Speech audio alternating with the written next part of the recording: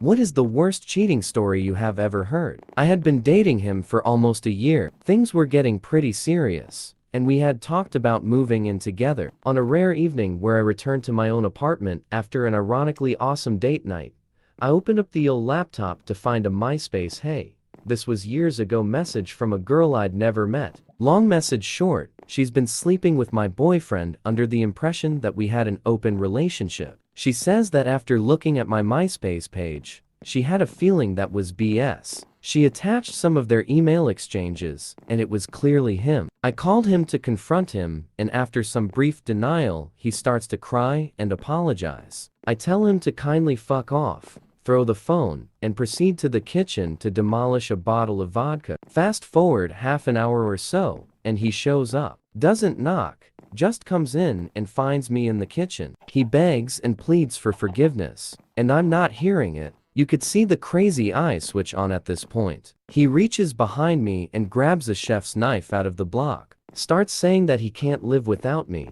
and that whatever happens to him at this point is on me if I refuse to take him back. I manage to stand my ground, and he leaves with my roommate's knife. She's still pissed. I call the police, and while they're taking the report, I get a suicide note via text message. I show it to the cop and they go on their way. About an hour later, we're talking 2 a.m. at this point. The cop comes back and says, "We found him." I don't know anything about his condition other than he's alive. Son of a bitch had slit his wrists and throat and drove into the bay. He ended up fine, admitted for a few days to the psych ward. Cue craziness and stalking for a while. He finally disappeared from my life for good in an unrelated incident when he was arrested for attempting to pay for sex with a minor. Thank you so much for joining me today. If you enjoyed this video, don't forget to give it a thumbs up and hit that subscribe button to stay tuned for more content.